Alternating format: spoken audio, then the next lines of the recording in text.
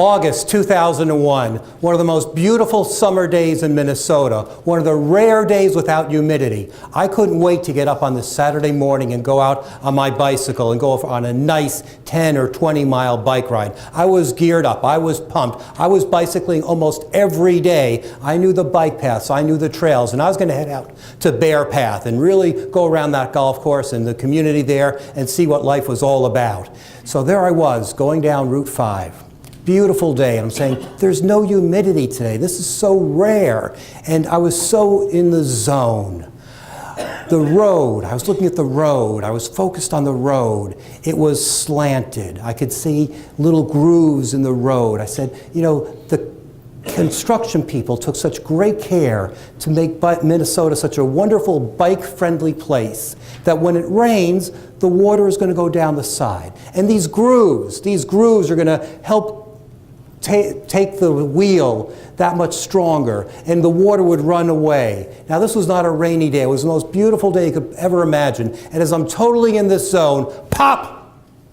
I was thrown off my bike. I don't know if I hit a spoke or a rock or one of those grooves that I was lovingly thinking about, but I was thrown off the side of the road into this green area on the safe side, not in the driver's side, and almost immediately this car stopped. This guy pulls up and says, "I'm a first responder. You probably have a broken arm and a broken wrist. Take off your ring, take off your watch, because your wrist is going to swell up in like 5 minutes." And almost immediately, an ambulance came, picked me up and drove me to the hospital, and where they proceeded to tell me that yes, my arm was broken, my elbow was broken, and this was going to require about 12 weeks of surgery and recuperation. And I was thinking, I'm a speaker. I have events to go to. I have to get dressed. I can't tie a tie with one hand. I can't put a belt on with one hand. What am I gonna do? You know, I have to make some money. This is crazy. This was August of 2001. We all remember what happened in September of 2001. And suddenly, no one wanted to fly, no one wanted to speak, and meeting planners were canceling events. Now I was in trouble. I needed to make money. And I really couldn't work. What would I do? Well, in my back pocket, I had a contract. You see, I was speaking literally all around the world, from Beijing to Budapest to Boston to Berkeley. The next year I was going to work on cities with C's in their titles. I was a popular speaker. I had written one of the first books about marketing on the internet. That was way back in 1993, back when Al Gore and I were the only people on the internet. It was a fine time.